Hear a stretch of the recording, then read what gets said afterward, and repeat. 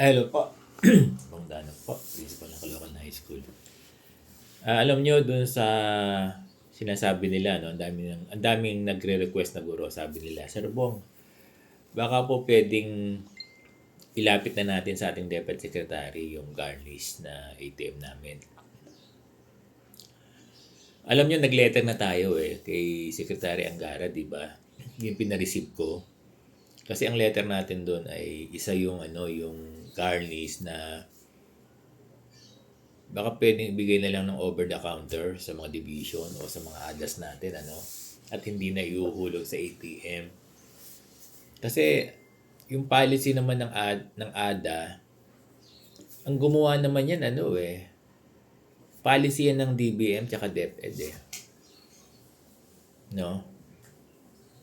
Yan yung pagkakaunawa ko na tingin ko pwede naman tayo mag-modify since tayo naman gumawa ng policy. At pwede naman nating kontrolin kung saan natin gustong ipadaan, 'di ba? Yung benepisyo ng guro. Pwedeng cash, pwedeng ATM. Noon applicable ang ADA sa lahat kasi walang garnish. Pero ngayon, Dear Secretary, sana naunawaan nyo na po na hindi na applicable yung ADA para sa mga garnish. Kasi ang nangyayari po kasi kinukuha lahat Kung hindi sana kinukuha lahat, walang problema Kaya po yung korte po kasi napaka-higpit ng rules diyan, no? Dear DepEd, tingin ko tayo naman din ang may control sa pagkakaunawa ko po dahil tayo naman din ang nagpapasok ng pera sa bangko, division, school.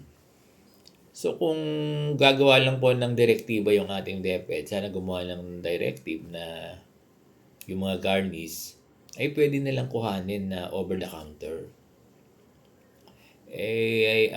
Ang reference po natin dito, yung ginawa ni President Bongbong Marcos nung una niyang ibinigay yung SRI, na sabi niya ibibigay ng cash sa mga guro. Nagawa na po natin yan So po pwedeng maging president yun Tama ba yung term ko? Sana po sana kahit itong medical allowance muna medical allowance, ito pong darating na bonus, mid-year bonus, baka po pwede pong i-over the counter na lang sa mga garnish. Dear teachers, gusto ko lang sabihin na yung sinasabi niyo na i-appeal natin kay DepEd Secretary Sani Angara. May letter na tayo kaya lang wala pang sagot Wala pang sagot yung letter natin kay DepEd Secretary Sani Angara na yung mga garnish ay over the counter na lang. Sana po makonsider ng ating DepEd Secretary yung kahilingan ng mga guro na garnish. Ulitin ko po kasi nung ginawa yung ADA, di naman iniisip na may mga gurong magagarnish. Pero sa panahon ngayon po na marami ang garnish, nasa 100,000, 100,000 na guro, baka hindi lang po. Baka nasa 30% ng 1 million. Ang garnish. So, mukhang hindi na po applicable yung ADA, auto-debit arrangement. Yun yung pagkakaunawa ko na pinadadaan sa sa ATM. Baka kung pwede po, Mr. Secretary, magkaroon ng memo, direktiba na nag-uutos sa mga division offices, sa mga school,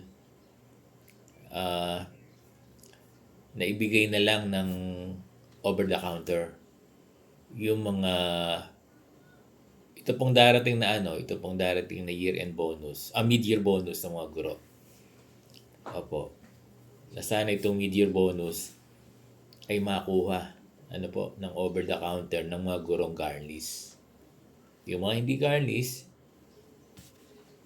dun po sila sa ADA.